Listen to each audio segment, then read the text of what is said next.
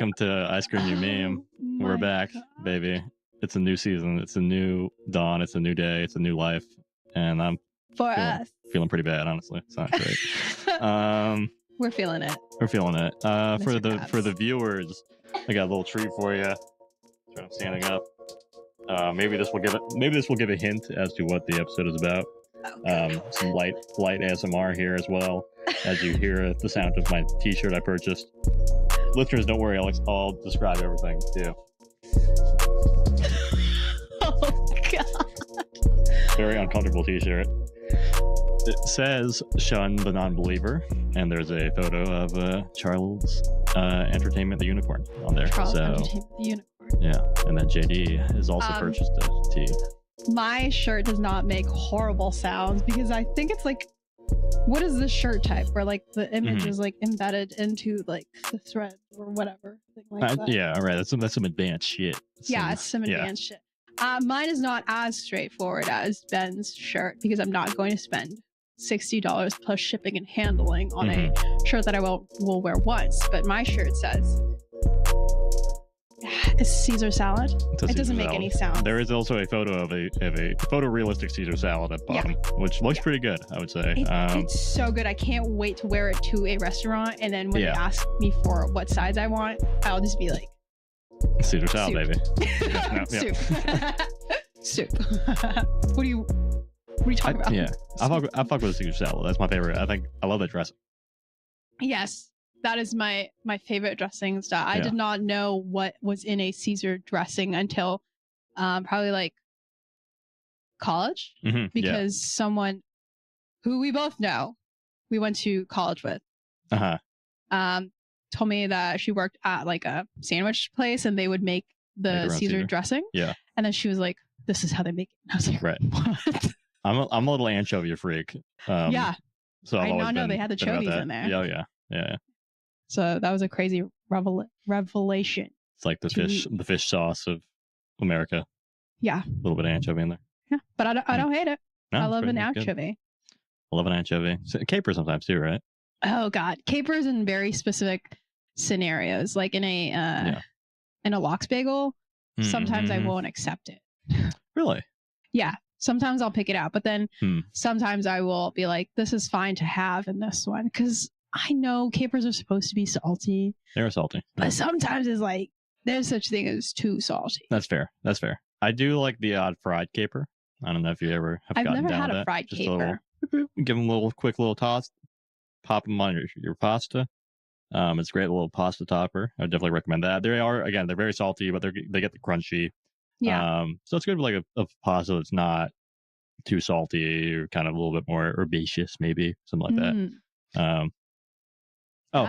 Yeah. I feel like, okay, so to be clear, I did not pay $60 for the Charlie the Unicorn shirt. No, he didn't. I did not. My shirt option was $60 plus shipping and handling. His was normal priced. Mine was $12. Yeah, so, we purchased these bad boys. I mean, he purchased his on eBay. Mine also was going to be on eBay, but the unfortunate thing, it was like vintage, real, made when it was 2004. Right. Mine was printed on demand by a drop shipper. So it's not expensive. Yeah. Back to the caper thing. Something I discovered as a different salad topping alternative, like probably in the past like 7 years, is fried or crunchy couscous on salad. Okay. Yeah. This was okay.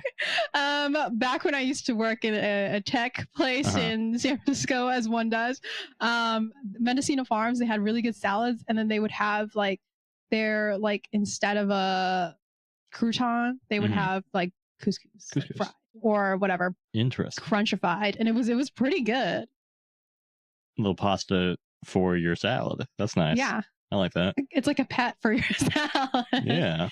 And then it didn't get soggy in the way that like a crouton would, because you kind of when I eat a salad, I'm like crouton first. Yes, for sure. You got can't leave it behind. First. Yeah, because then you just now have soggy bread, which is fine, but not in a salad where you already have a wet leaf. Yeah, I mean, soggy bread's never something I'm after, I would say. Really? It's fine. It's not like like the EP will not eat a burrito generally because the tortilla gets soggy, or like a sandwich with too much moisture on it. They don't fuck with that. They will not eat it. They will not finish the bread because it's just like gross to them. I'm not like that, but I'm not generally seeking out soaked bread. You know, you don't want like the dipped sandwiches that they would have at like Quiznos. Like, oh, are we talking like an au jus? Yeah, I could take or leave an au jus. I don't think it doesn't really add much to me generally. You know, it's just like a messier sandwich. Again, I'm kind of a fucking slob, so it's not maybe not for me. Yeah, I love me a sandwich that comes with a dip. So fair, yeah. Make it. I'm like kind of like if I was Kobayashi, but I was taking my time. So not like Kobayashi at all. So Kobayashi, but I was like taking my sweet fucking time. Kobayashi, like in terms of like you still don't chew, you just like do it slowly. Is that what we're talking about? Like, yeah. Like I just will do it. I just won't shove it down my throat. I'm just doing it one inch at a time. I do it at my own. Oh god, at my own pace. Yeah, right. Yeah. So in a way, I am. That's fair. You know, the Kobayashi. Yeah, right. That's all right. Yeah. So that makes me the what's Vallejo's own son? Joey Chestnut. Yeah. That was a deep. For me, that was a deep pull. I haven't thought of that name in a while. Joey Chestnut in a while. Yeah. Yeah. I read the hot dog book, so I do think of Joey Chestnut occasionally. Oh yeah, I am in that book. Yeah. I have probably 30 pages in. Okay. I'm a slow reader when it comes to things that I actually want to read. But when I don't want to read things, I just don't read them. Oh, okay, interesting. I like that approach. Yeah. Jamie Loftus, shout out to a very talented podcaster, much more than me, and good writer as well. And the hot dog book, a joy to read. Really enjoyed that book. It is a joy to hold and have people ask what you're reading as well. It's nice little piece. Yeah. There's an image of a hot dog on it, and then it just says Radha. Yeah. So if you're into meats, check it out. If you're into meats, just like Arby's, we get the meat, but book in the hot dog form. And if you're into salads, stick around for this episode because we got JD and they're talking salad fingers. And I know that French accent probably came out of nowhere. But it's relevant, I promise you. Okay. As Ben said, salad fingers. I did not do a French accent, and I would never do a French accent. Ben did a French accent, and not like the other time where he tried to force me to do a Trump impression. You fucking sicko. I think you got it in you. I have the hands simply because I talk with your hands. Yeah, and you have small little hands, so it works pretty well. I believe I have size hands that are relevant to my height. Yeah, they fit. Excuse me. Video viewers, just rewind that section where he makes a fucking face when I said I am like perfectly ratioed. My hands are perfectly ratioed. Yeah. My hands are perfectly ratioed. That's a Trump line there. There you go. That's coming out. You have to defend your hand size. Anyway, before I get bullied into another accidental Trump impression, everybody, picture this. It's 2004. Close your eyes. You're a little Filipino girl, freshly from the Philippines, and you're still trying to shake off the identity of being a Montessori student. You navigate public school education in the United States. You try to make friends because it's third grade, and some of the people here already know each other from all the way back in kindergarten. Open your eyes, Ben. That's tough. That sucks. Yeah. Right? Because everybody go look at what an outdoor Montessori school is, and get back to me and look at me again and see exactly why I'm like this. But yeah, you try to make friends. You realize that no one has to go to choir with the nuns after school or during school. No one is going to do gardening to learn math. No one has to go to lunchtime church. No one has to go to voice lessons after school and then dance class and then studio for training. You're lucky you have cousins because you don't know how to talk to anyone without sounding like a prized show pony. Everything is very weird and awful, and this is your first time anywhere without your family in a new country, and you can't turn to your caretaker and ask if you can go home now, right? So you're still that kid. You're stuck on like imported dramas from other countries, right? You're watching like the original Taiwanese like Meteor Garden, the Marimar with Marimar and then Rosalinda, and you don't know what everyone's watching, right? I hate this. Oh, my fucking coughing is back. It's so annoying. Okay. No one's gonna know. I'm gonna totally edit out all of it. I know. That's what I'm like. Okay. Somewhere in 2004, someone's about to launch Facebook and ruin the world that you currently live in now. But that's still a little bit beyond you, so you're fine. It's 2004.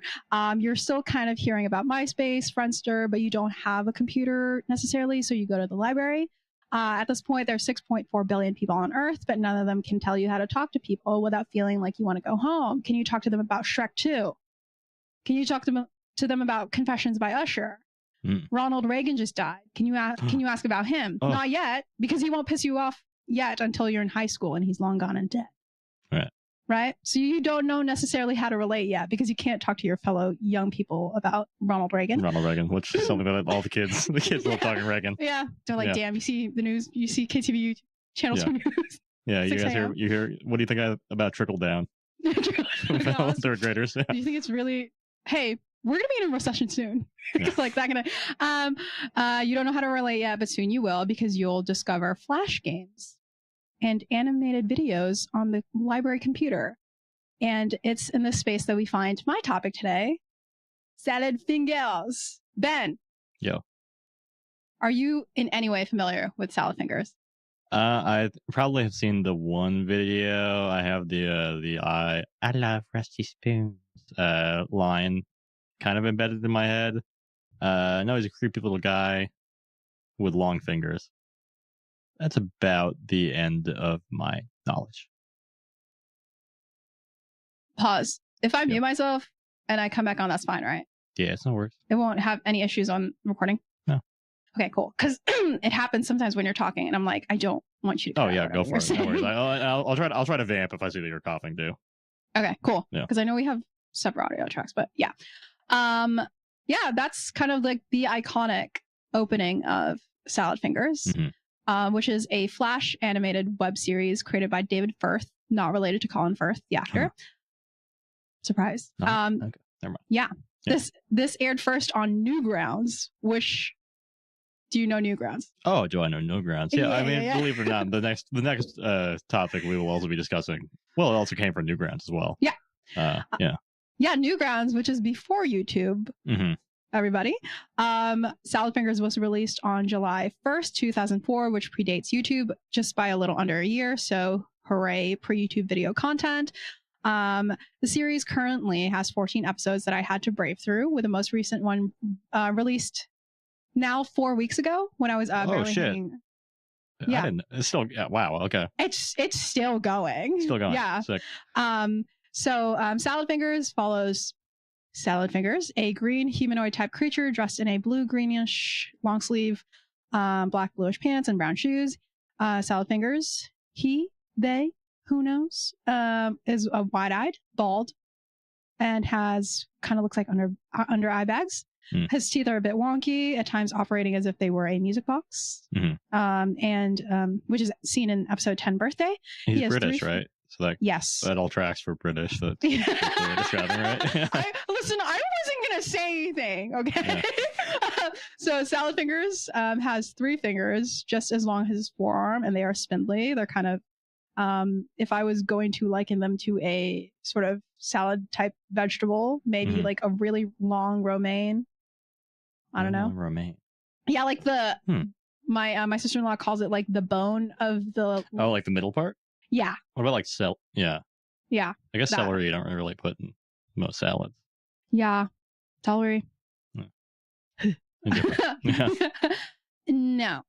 No, Ben. Ixnay on the celery. So he doesn't have the best posture, which is not something I'll rag on as someone who has a hunch that cannot be corrected, even by the kindest physical therapists, who say that when you're sitting, your ears should be above your waist bone. So like that is if you want like a straight back. It should be like, yeah, when you're sitting, that should be I like how feel it that is. in the back of my head when I try to do that. Yeah, and if not great. For a while I did listen to it, but it did give me like migraines. So now it's just like I just have to sort of like relax, but I can't have what I was told is I can't have my ears over my knees. Ears over your knee. That would be. I mean, if you're sitting down, it's a ways, isn't it? That's like kind of. Yeah, I can't be like that. So they have to be like that. Okay. They have to be between above. Knees and hips. Yeah. Okay. Yeah. If I really want to go ham, it should be like that proper, like straight thing. But I was like, listen, yeah, not great. It's not gonna work. Yeah. So, you should do that if you feel motivated to sit straight and have a headache.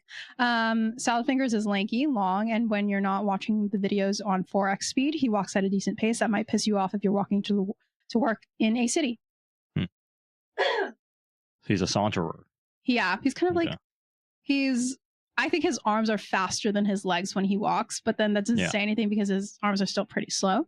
Salad Fingers is mad. Back up. My wheel is on this side today. I'm in the passenger seat. Salad Fingers is mild-mannered, soft-spoken, voiced by David Firth in a way that combines a grandmother and Michael Jackson's way of speaking, but also meant to be quiet enough to not disturb his parents when he was recording this initially. Salad Fingers can be seen as gentle in the way that he treats those he speaks with.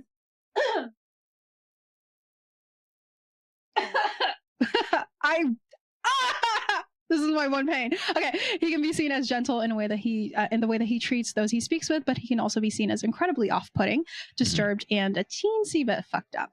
At its core, Salad Fingers can be seen as a slice of life series that follows Salad Fingers as he lives. I have multiple times just been wanting to call him Fingers. Fingers? Or like Salad. Fingers. That's all good. Mr. Fingers. SF. SF. And that's how I wrote him on here. Yeah, so whatever works. Momentarily, I'm like, San Francisco. Mr. Fingers. It follows Mr. Fingers as he lives his days in a barren wasteland. He encounters various creatures that may or may not be a figment of his imagination. He seems alone, but has a social calendar that I'd call more booked and busy than I was when I was juggling my day job and work as Buwan as if I was Hannah Montana or something. So... we start the series on episode 1, Spoons, in 2004. Long time ago. Where we get an introduction to Salad Fingers and his whole shit. It's evident in the video itself, but in the description of the re-upload of the video, after I finished this essay, he re-uploaded it for some reason. Really? Okay. Yeah. So I probably have to look at like the original millions and millions of views of it, but if you look now, it probably doesn't have the same amount. But in the description of the September 30, 2025 re-upload of the video, it says Salad Fingers likes rusty spoons. He likes to touch them with his long fingers. He likes France, so he calls them his finger, which is French for fingers. So the French is relevant. Wait, finger? F-I-N-G-R-E with a tilde on top. Upon checking in on French people on YouTube and my Canadian friend, it is fingers is actually doigt. Oh yeah, I was gonna say. Yeah. That's not close to it in like Portuguese or Spanish, I don't think. So yeah. So fact check says NCT127 says check the facts, go check that. It's about the vibes though, right? Yeah. It's French vibes, yeah. Yeah, it's the vibes, right? So salad finger is much better than salad doigt. It just doesn't hit, you know? Doigt et salade? Yeah. Doigt et salade? Yeah. That was for you French listeners. Don't leave just yet. Salad Fingers tells us that the feeling of rust against his Salad Fingers is almost orgasmic, right? In episode 2, Friends, 2004, we get introductions to his friends, which are finger puppets named Marjorie Stewart Baxter, a redhead that tastes like sunshine and dust, Hubert Cumberdale, who tastes like Sutton Poo, Barbara Logan Price, and Jeremy Fisher. We see through these puppet finger friends, we see his treatment of those around him, whether it be his finger puppets, friends who we may or may not know to be real people at one point, or to a random stranger that he asks to come into his house to help him retrieve a fish in the oven, but eventually locks them inside of the oven. We also see cases of Mr. Fingers performing self-harm and stating, "I like it when the red water comes out," in reference to his bleeding finger. In episode 3, Nettles, 2004, we see more of Mr. Finger's penchant for self-harm when he gathers nettles, stinging nettles, and rubs it all over his shirtless chest, specifically on his nipples. This instance, 2004, No. makes you think. Makes you think. This instant makes him think of happy times, which makes you really, capital R, think capital T about the state of Salad Finger's current world if stinging nettles is something that is a throwback to his happier days. At one point, a man in an apron is seen banging his head outside the door to Mr. Fingers' house, then presumably knocks himself out from doing so and maybe bleeds out in front of Mr. Fingers' house. Mr. Fingers welcomes him inside, nicknames him Milford Cubicle, although we see on his apron that his name is actually Harry. Salad Fingers shows him around, hangs him on something that could be a meat hook, and then plays the flute for him and offers him a warm glass of milk, which, if we throw back to the scene where Salad Fingers is rubbing the stinging nettles on his nipples, we know that it causes more than just bloody skin. It makes him secrete milk from his teat. So then you can make your own assumptions about that glass of milk that he's offering to this carcass. In episode 4, Cage, 2004, Mr. Fingers is out on a search for France when a child, he's wearing a beret at this point too, out on a search for France when a child approaches him, mumbling and grumbling. Within this episode, we see Salad Fingers interact with a bug that he calls his little sister, who he says, "Your body is so much fun to," and then pokes at it and eventually squeezes it to death. 2004. The boy returns when Salad Fingers is baited with a rusty tap and gets caught into a bear trap. He wakes up in that cage, rubs his fingers on the rusty cell bars, and gets proposed to by the boy child. Just Panera. Yeah. What 2004? Salad Fingers leaves inevitably, not accepting the proposal. Good, I guess. And the boy crashes out. Episode 5, Picnic, still in 2004. Salad Fingers holds a picnic where he wears a wedding dress. His first guest is a little girl with big red hair. Based on their interaction during the story, he elects her as his new playmate. And Marjorie, his puppet finger friend, who also has red hair, is like, "What the fuck?" I would be like, "What the fuck?" for many reasons, actually, Marjorie. During the picnic, a crow steals a spoon from him, and Salad Fingers crashes out.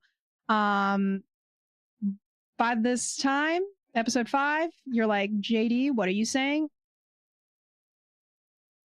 I'm just delivering the news, Episode 6, present. These are just the facts, okay? And episode 6, present, 2005 this time. Jeremy Fisher arrives with a gift to Salad Fingers' house, presenting him with his very own Horace horse collar, which he happily receives. Salad Fingers then eats Jeremy Fisher, the puppet finger friend, and then happens upon what seems like a toilet that maybe sort of throws accusations at him or calls him names. Doesn't speak at all, but he's kind of just like, "Oh, don't say that." And he runs from it, returning home to find himself inside. So he goes home, and then he opens the door, and he sees himself, and he's talking at himself. It is at this point where we see Salad Fingers then turn into Jeremy Fisher, and he begins to accuse Jeremy Fisher of following his daughter around with intentions to deflower her rose. We get switches of Jeremy Fisher at the door in full size, then back to Jeremy Fisher being a puppet in Salad Fingers' hand, making us question the whole thing even more when it comes to whether Salad Fingers is really alone in this whole thing and imagining everything, or if it's something else. After Mr. Fingers accuses Jeremy Fisher, he eats him, and then it cuts to Salad Fingers actually eating someone that looks a whole lot like him. This will make sense later. Oh, I'm sure it will. I watched this. And I was like, "What?" Okay.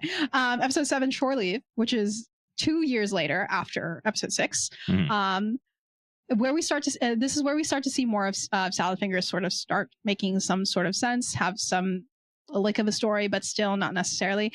This is where we meet his family when he digs up the remains of his brother, Kenneth, who he says is back from the Great War, which, for those of us who are not guys who get obsessed with one war, it is World War I. Yeah, baby. Trench warfare. I'm not guy who knows a war. I'm guy who know John F. Kennedy assassination, just one instance, right? He eats with Kenneth's dead body, bonding over time together and time away. Once it's over, he returns his brother back to the grave, wishing him well, and that he will return unspoiled by the hands of war. Episode 8, Cupboard, in 2007 still, introduces us to Salad-Finger's favorite pastime of listening to the radio, where he hears his own podcast, right? He hears about war news and breakfast shows, right? We find that the radio is actually probably dead. It's been gutted, but Salad-Fingers continues to feed it with something that looks like pebbles to make it work. The sounds of the radio frighten Salad-Fingers and causes him to hide in a cupboard. Mr. Fingers entertains himself in the cupboard and finds a strand of hair, which he then runs across his eyeball really slowly. So you got to look at it. And I get that it's animated, but I still had to look at this happen, right? The radio somehow knows that Salad-Fingers found a hair, and he's collecting a bunch of it along with other strands of hairs and calls for Salad-Fingers to return the hair. He doesn't want to, so he eats the collection of hair and hides in the cupboard once more. Then we have episode 9, Letter, in 2011. So it's been some time since episode 8, right?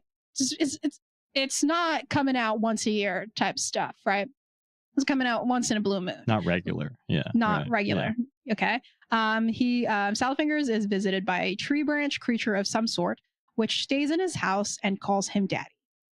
Salad-Fingers falls ill and something busts out of his stomach, alien style, and he calls it his child and names it Yvonne.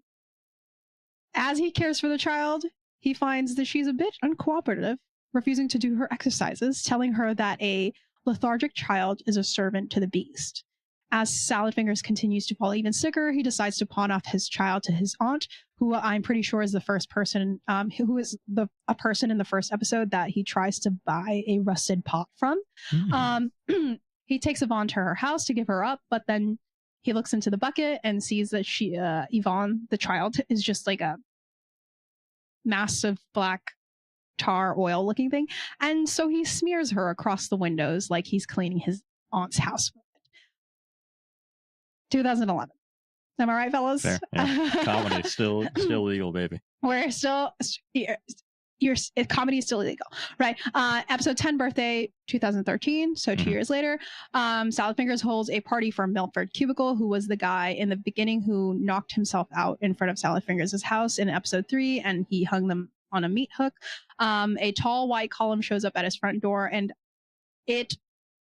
Salad-Fingers is not able to determine what it is because it offers no textual information for him. He like touches it with his fingers, and he's like, "You offer no textual information." So he's suspicious of it, right? So later, Salad-Fingers finds that Milford Cubicle is a little sick, so he ventures out to get a doctor for him.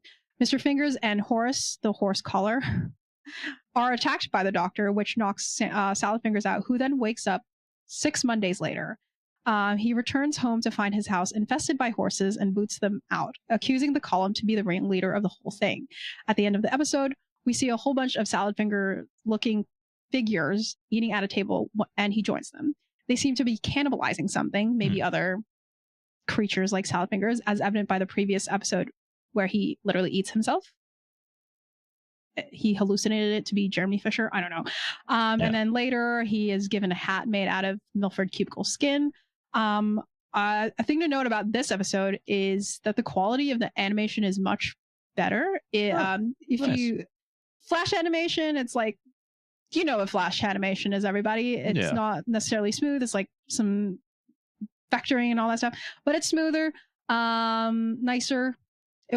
It somehow is a bit more off and disturbing than it would be if it was just normal Flash animation. So I didn't like it. Was this where the 4x speed started kicking in? 4x speed was at episode 11. Okay, all right. Which is what we're coming into. So, like I said, episode 10 was in 2013. Episode 11, Glass Brother, 2019. Right? This one, even though I hated it visually, it's one of my favorite episodes in terms of storytelling, environment, and I don't know, just the nastiness of it, right? So we get another glimpse of Salad-Fingers' family and his past. Salad-Fingers helps. It starts off with Mr. Fingers helping Hubert Cumberdale become a real boy as he deems him ready to grow up a little. He adds a bunch of flesh to him, and he's like, "You're a real boy now," and then Hubert Cumberdale can talk. This is 2019. And Hubert Cumberdale was previously a finger puppet. Is that correct? Okay. Yeah. Yep. Okay. Just making sure I got it straight. Yeah. Then later on, we have Salad Fingers tormented by his glass brother and glass mother. His glass brother being his direct reflection, and his glass mother being inside of the mirror in some way. He tries to enter the glass world, but he's essentially blocked by the mirror being a solid thing, and he can't get around his own reflection, which is also his glass brother. It's okay. Yeah. He has a rough time because of the two of them, and his brother steals Hubert Cumberdale from him. He goes into the glass world by diving into a pond to retrieve Hubert Cumberdale, and then when he leaves the glass world, he smashes a mirror with his mom in it into smithereens, keeping one of the shards that's covered in blood, with his mom yelling at him in a box. Then we get to episode 12, Postman, which is 2022. So it's the jumps between episodes are getting bigger and bigger, right? This brings us back to the typical animation that you expect from Salad Fingers, which I really liked, where we see Mr. Fingers working as a postman in this apocalyptic wasteland of a living area. This episode gets cagey. I don't know. Whatever. Comments, some of them are like, woo. Some of them are like, yeah. And I was like, huh. Right, fair, yeah. So he Salad Finger centrist has been located. Yeah.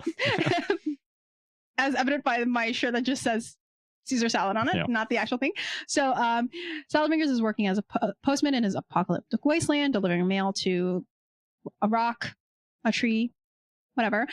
He returns to his sort of work office, which is just a door of a car, like the car door. And there is a decaying dog body on it. And he's like, oh, new staff. And then he comments about how young she is, and then suddenly asks her to go to the ball, and then they go together, and he spends the evening out on a date with the decaying dog body that he believes to be a young girl, and a bunch of crows bother him the whole time.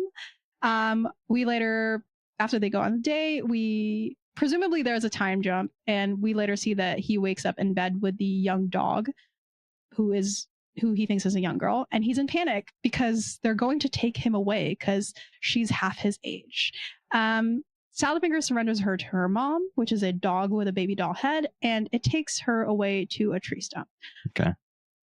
Well, now that we know he's a Jerry Seinfeld, I don't know if we can support him. Oh, yeah. Okay, so you were fine with it when it was 2004 and comedy wasn't canceled, but now it's 2022. 2022. We knew better. We were, yeah. Good God. Then we're almost done, y'all. Episode 13, Harvest, which is from 2023, has us hearing Salad Fingers talk about welcoming death and holding a luncheon that he is essentially using as a way to social climb. He eats something that causes something to grow out of his back, and when it's birthed from him, he calls the creature Mr. Boyfingers. Salad Fingers is then attacked by Mr. Boyfingers, who looks exactly like him again, who then cooks and eats him and then takes over as Salad Fingers. This welcomes us into a new era of Salad Fingers with a new Salad Fingers who may or not be new and improved. Who knows? We'll see if he repeats Postman at a later date in maybe 2027. Who knows? The most recent episode is Crows 2025. Why did I put 2024? 2025, y'all, which has Salad Fingers telling us about his beef with the crows, right? If you remember in the Postman episode 12, when he's out on his date with the decaying dog body / young girl, a bunch of crows bother him the whole time. They're like fucking with him, right? Do you think the crows represent the woke mob and they're after him for taste in young women? Yeah, see, even Salad Fingers can't escape the woke mob. Yeah. Right. So the most recent episode, Crows, he reveals that they may have been slowly and periodically stealing his memories from him by eating parts of his brain out of a hole in the side of his head. Shit happens. They steal his memories, and we're faced with, by the end of it, an empty-headed Salad Fingers who knows nothing and fuck all. He ends the episode with, oh, I don't know anything. So everything I've recounted to you is just vaguely the show. I recommend watching it in I genuinely recommend watching it in the headspace of 2004 to 2014. If you're going to watch this earnestly, don't watch this like you're in 2025. Watch this like you're in between, in that decade, right? Mm-hmm. Don't overthink it in the first time that you watch it, and watch it like you are now. Like I did as a 30-year-old, trying to figure out what the hell is going on with the series, and wondering what I was watching when I was younger. You have to watch it like you're a kid, right? As a teen, I only made it up to episode 8 in 2007. Mm-hmm. So I watched everything from 8 to 14 as an adult. 30-year-old heart, for the first 30-year-old time. mind. Yeah, for the first time, right? I tried to think back on my type of humor in 2009 to 2004. Like, what was around then? At the time, I personally was watching Happy Tree Friends, Courage the Cowardly Dog, Foster's Home. Let me just unroll my, like, perfect cartoon rotation. Right. Happy Tree Friends, Courage the Cowardly Dog, Foster's Home for Imaginary Friends, Class of 3000, Camp Lazlo, Flapjack, Billy and Mandy, Ed, Ed and Eddie, Codename Kids Next Door, Samurai Jack, Johnny Bravo, Dexter's Laboratory. Mm-hmm. Also, Cow and Stacked. Chicken. Oh, yeah. Absolutely fucking stacked. Yeah. Cow and Chicken, Ren and Stimpy, Rocco's Modern Life, Crashbox on HBO, All Real Monsters.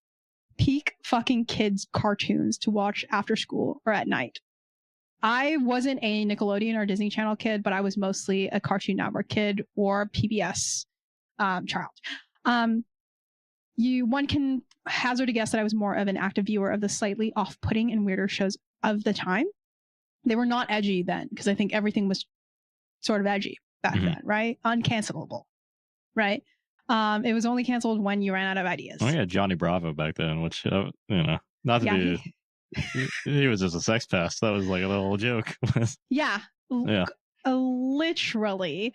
And Crashbox on HBO is not something that any parent would show their child now, even though I think the audience is supposed to be like kindergarten or like young kids. It's visually very scary. Really? For HBO? Yeah, visually very scary. Yeah. Lots of like, I don't want to say like claymation, but it's like kind of like the icky looking humanoid type thing. Yeah. I feel like that studio that did like Real Monsters and like I think Rugrats as well. They had kind of a disturbing little look to their animation too, like very like wavy lines and shit. Yeah. Yeah, and then Ren and Stimpy and Cow and Chicken. Mm-hmm. Some stuff that I should not have necessarily been watching. I think even my parents were kind of like, "Please don't watch Ed and Eddie," and it was like normal, but it was just because they caused a ruckus. Mm-hmm. Yeah. Not a voice. I was watching those kinds of shows at the time, so you're probably like, "How did you see Salad Fingers as a kid?" As a kid, I probably thought it was like edgy, something that like my cousins didn't necessarily like, but my guy friends watched, right? It was cool. It was cool to me at the time to be cool to the guys. Mm-hmm. They watched Salad Fingers and it entertained them and made me different from the girls in our friend group. Thinking back on it now, it was not a romantic interest in the boys type of thing. I think it was one of those things where I fully didn't understand why I needed to separate myself from the girls, because I did love them a lot, but not in a way that I think I got until I was in high school. I was watching a lot of these things, not the incredibly stacked fucking series of cartoons that I watched, but I meant like Flash animation on fucking YouTube, Newgrounds and shit. Yeah, right. I was like, for the boys to hang with the boys. Yeah. Right. I needed to be a cool boy with the boys, so that the girls would look at me like they looked at the boys, right? That's a pretty cool boy. Yeah. So because like then I would be cooler than the boys because I could hang out with the boys, but then I was also a girl, right? Yeah. Right. Yeah. You get the best of both worlds, right? You could find the boys weird, but you'd be okay with me because I'm a girl just like, right? Yeah. Like, come hold my hand and ask me about the boys that you like. Because I'll tell you what they want and you'll want to hang out with me. Right? Yeah. I probably was like watching Salad Fingers as a way to like relate, invade, and test things. Like, get the girl by showing her you understand boys, but however, you don't get the girl at all because she gets the guy instead. Many of them do. And until college. The gauge at the reveal right here. That was mine. Yeah, right. And then nothing fucking happened because you're in middle school and high school. Yeah. But as an adult, I still kind of use Salad Fingers to like relate to people. But in in a way to relate to like the peers who were like witnessing the rise of like the internet, right? Independent media that we can all access together on YouTube, Newgrounds, and Crackle, or like wherever you were going. Because the internet during peak of Salad Fingers, we recently had a party at our house where my brother's friends and my sister-in-law's cousins came over. And I've known my brother's friends since they were like middle school. I have seen these kids grow up. I was one of the 2 people above their 30s in that space. I was functioning as the older sibling and stand-in parent during that time. And then some of them joked about how many generations were at that party. And I was like, I guess, right? Yeah, right. They would joke about being polite to me because I was the oldest, and some other things about being older, which is fine for me. I don't fear aging. But one of the things that made me laugh a little bit was when we discussed computers, school, and tech in general. I was in a discussion with my 24-year-old sister-in-law and my brother's 19-year-old coworker. We discussed computers in the classroom and how we had them while we were going through school, but they weren't really that much of a big deal until I was leaving high school. When I was starting school in general, computers were for faculty. We had computer classes with nuns, making sure that you were typing correctly, right? Computer classes, typing classes. And then in elementary school in the US, computers were for the library, or when you were taking accelerated reader tests, right? And then someone was grading. By middle school, it was for the TAs. We had a home computer that I would go on MySpace and Friendster for, or like upload on YouTube and Crackle, but it was like in the living room. Right. By high school, laptops were kind of common space, but I was mostly like writing essays, going on Tumblr and making like really bad music, right? The internet, it's when I do Salad Fingers, when I talk about Salad Fingers or like anything in that space, it's just me going like, what was it for us during that time? And like, how did we deal with it? Like, Ben, do you remember the state of your use of computers and the internet between like 2004 to 2008? Yeah, so 2004 2008, I would have been about, coming up on like 10 to like 12, right? Yeah, so yeah, like what, yeah. 8 to 12 basically in that kind of block. So let's, obviously as a adolescent boy, there was definitely some discovery of things on the computer that were pretty major. Didn't discover incognito mode for a while, or how to clear my history. So the strategy was, look, I wasn't looking at anything crazy. I was like 11. But I was just like, oh no, I looked up for like, oh man, I looked up boobs. I gotta like what other yeah, exactly, like pretty girl boobs, let me see.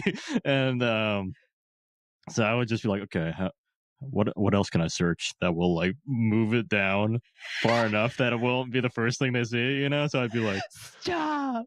I'd be like, boobs, beer, brothers,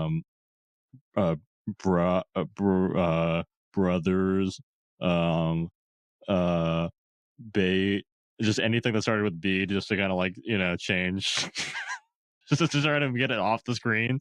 So if my parents would like look through the history, they would just be like, oh, there's a lot of B words were being searched, He's really getting to know his own name. It's really, yeah, right. It was like my name repeated over and yeah. Ben. So yeah, that was. But again, it definitely was like we had like the family computer, obviously, which is why that would be more of a concern at that time. I didn't. It was still like the internet was somewhere that you like kind of went if it was a place, right? It was like outside of our lives a little bit, where it's like, okay, well, I'm going to go on the computer. It's like kind of a special thing that's like kind of exciting. Yeah. Get online. And yeah, I mean, definitely, I think Newgrounds and I think Congregate with a K was like a big one for me as well. Like it's just like Flash games were like where I was spending most of my time on the computer. But yeah, very. So I wasn't looking things up on the internet at that time. I think I was mostly going on Crackle. Yeah, I remember Crackle. Yeah. And then like Friendster, and then like talking to like family in the Philippines. So or like maybe like Disney Channel, the website, so I can play like the Lilo and Stitch game where you stack the sandwiches. Or I would do like the Barbie dolls on there, and like you do a lot of things. Like I remember playing like a Garfield game too, or we had like you had computer games, right? We had like Family Feud, like a whole bunch of like educational type games, and then like you said, like you go to the computer, you go sit somewhere, and then like I have my 1 hour at the computer, and then my brother gets his 1 hour, and then like you're done, right? It's an event to go to the computer, which is something that I am implementing now these days again with my PC, where I go to the computer and torment myself there instead of in my bed, right? That's why my laptop is in here. All right. In 2004, in general, the internet was still in its infancy. We were there. Hashtag we were there. It's far away from where we were now. Social software, according to Cybercultural, was still on the come up. MySpace just reached 1 million users. Blogging platforms were still becoming a bit easier to use, not the way that they are easy to use now. Facebook was still limited to Harvard students, and we were a long way from getting Mark Zuckerberg and Eduardo Saverin fanfiction on AO3. My internet for a long part of this era was still based out of the library, right?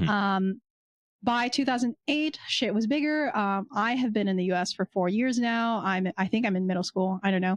I have Friendster, MySpace, YouTube at this point. And wow, I wrote this sentence. I was going through it when I think I was writing this one. I said... What's right? What is... we can keep this, but this is fucking crazy. 2008. So I was 10, 2004, 10-ish, and then 12. My God! Hold on, I said, I have Friendster, MySpace, YouTube, and I've already had a crush on my friend's mom, have had a boyfriend that I frequently ran away from, and I was starting to realize that the tension-filled friendship I had with a girl was both of us realizing that there are things outside of boys that can bring us together. But again, college JD will handle that. Okay. College JD, you dog. Can't ever go... An entire quarter, because I went to a quarter system where I could not go to the on-campus Pete's.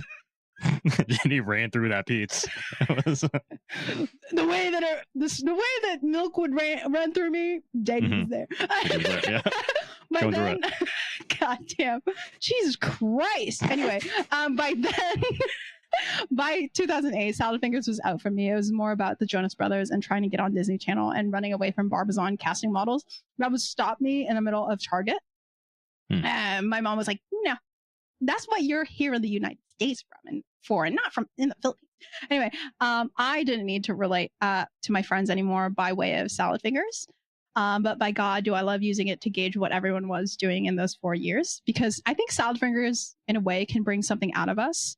Reminds us as adults what we were doing during that time and makes us rethink some of the things, like how I think of Salad Fingers now. After watching the whole thing, I speculated and thought about it and raised my eyebrows and did a little finger wagging, especially at that Postman episode. But then I read the following quote from David Firth, who says, "When I'm coming up with an idea, I'll play a few scenes in my head and just see where it goes. In terms of people working it all out, I mean, they could let me know because I don't know what it's all about. Maybe speculation is moot. Maybe I'll say a whole bunch of shit that means nothing. Maybe I'm reading too deep into something, but that's fine. We learn from things we consume and whether it's meant to deliver a message of some sort, right? As I was navigating Salad Fingers again, I was initially thinking of him as a guy in our current space and time. I removed him from the barren landscape where he's the only guy who's trying to make it through the whole thing. He makes friends and enemies where he can. His lackluster life is filled in ways that mine isn't, of my own volition. Perhaps his days are like that too. He has to do all of that shit.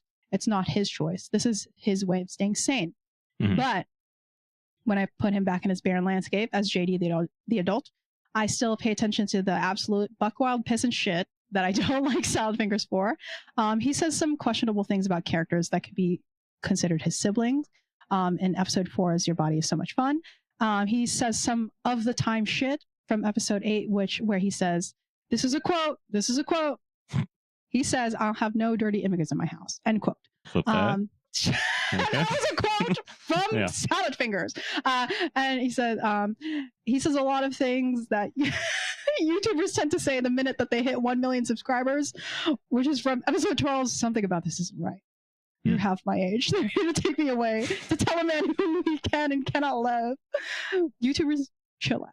I think y'all should never hit 1 million subscribers because something happens to you the second that happens. Oh yeah, that's something bad. Yeah. You know, I think in karma, my chair is thinking. Anyway, but within the story, there's some things that situate Salad Fingers in somewhat a more sympathetic light, if you really wanted to think about it. In episode 7, Shore Leave, we get a glimpse of the loneliness he experiences when it comes to being left behind as his brothers go off to the Great War. He speaks with the decaying corpse of Kenneth, his brother, and recounts his days in the vast wasteland of something that some of us probably think of as the effects of the Great War. We see his sadness because he's left behind once more as he sings at Kenneth's grave. Then later in a flashback where he's singing before an audience of some sort, Salad Fingers sadly sings, "We'll meet again, don't know where, don't know when," which for those who need it and may have noticed it, when I was writing this and looking up the song, Vera Lynn's "We'll Meet Again" was released in 1939. And the Great War happened 20 years before that. Yeah. Yeah. Yeah. 1918 was when I ended. Sorry. Yeah. Okay. So I was about to read it, and then I got interrupted by Mr. Facts. You gotta mansplain this. Gotta.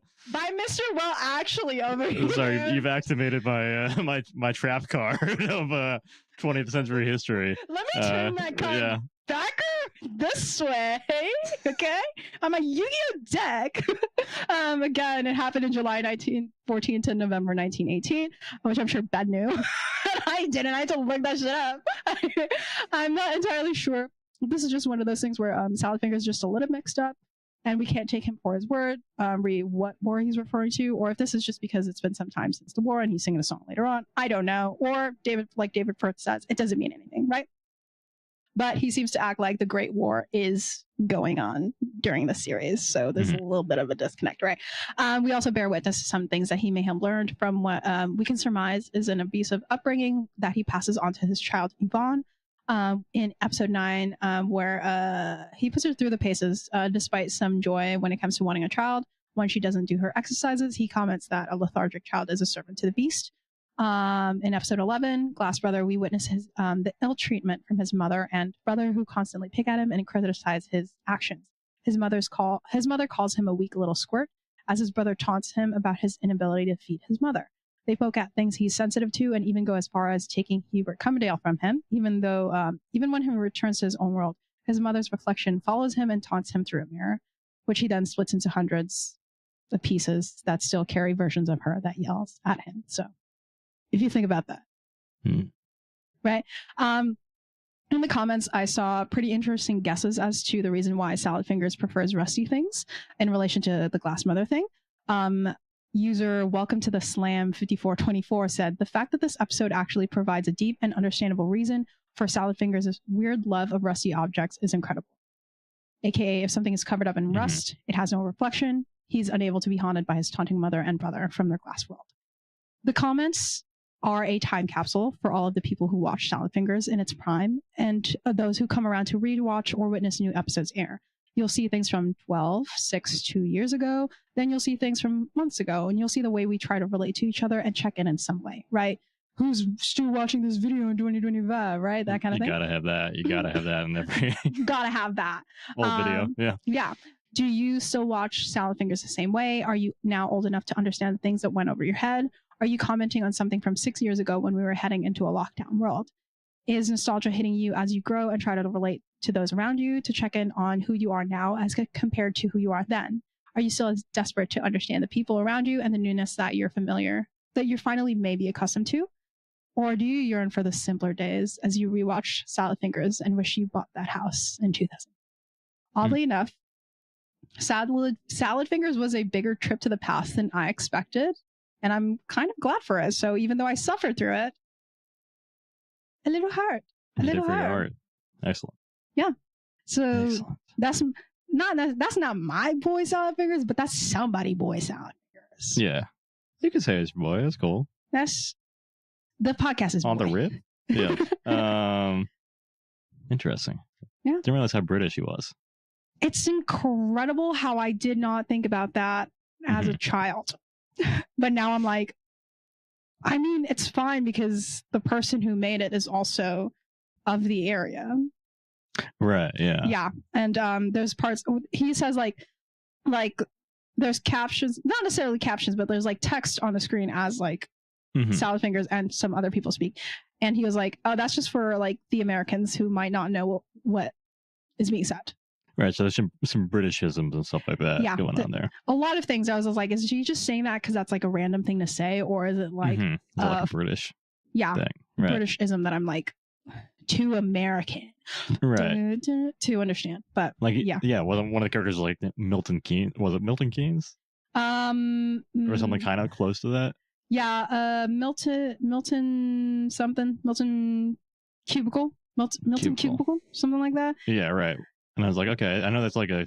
So I was wondering if there's like some kind of like British cultural critique subtext that we're missing there as well. Yeah, like because I know that's like a big suburban development, I think. Yeah, there's a whole bunch of stuff, like names, kind of things, and I was sitting there like, oh god, so this name, like Marjorie, Jeremy Fisher, why does he only have two parts to his name, but everybody else has 3 parts to their name? And then David Firth's like, I don't know what I'm fucking saying. Right, yeah. Tell me what I'm fucking saying. And I'm like, man, fuck it, I guess. Yeah. I feel like also like sometimes British humor is like even more irony poisoned than us, you know? Yeah. Like when he says the classic line that you love about immigrants that you 100% agree with. Yeah. You almost made me saying yeah, because I was just kind of like, I did say that a while ago. Yeah. Like I feel like I've heard some British comics that definitely they're like, I like to tread the like ironic line, you know, where it's like, are you criticizing? Because I know the UK has like a similar kind of naturalization, like nativist, like get them back, send the boats back kind of bullshit as we do. So I'm always like curious because I'm not as good at reading British people. If it is like, are you making a joke about this to point? What is the target of this joke? Right, yeah. That kind of thing. Yeah, I like when I was going to that part, I was like, I'm in my notes. When I quoted that, I was like, is he saying that because he believes it, or is he saying it because he heard it on the radio, and the radio is talking about like war news and like breakfast talk program, which in the US a lot of like breakfast shows on like AM channels tend to be, you know, the ones who would say that unironically. Yeah, right. And Sal Finger, I mean, also he's a weird little freak. Yeah, and I don't think you're supposed to like relate to him. Like you're not supposed to be like, that's my guy. That's how I base my life on is Salad Finger. You know, like. Yeah, it's like. He's a fucked up little guy. He's a fucking guy. He's one of the guys. You get why he's a guy like that. You're kind of, even when you get someone, you get why someone's a guy like that. You can still be like, stop. Yeah, you know? Right. But that's him. Yeah. That's him. That's our boy. /him/they. Who knows? Some contention on his Wikipedia page too. Yeah. Be him. They their them. Wikipedia page. Yeah. There. Right. Yeah. So. Yeah.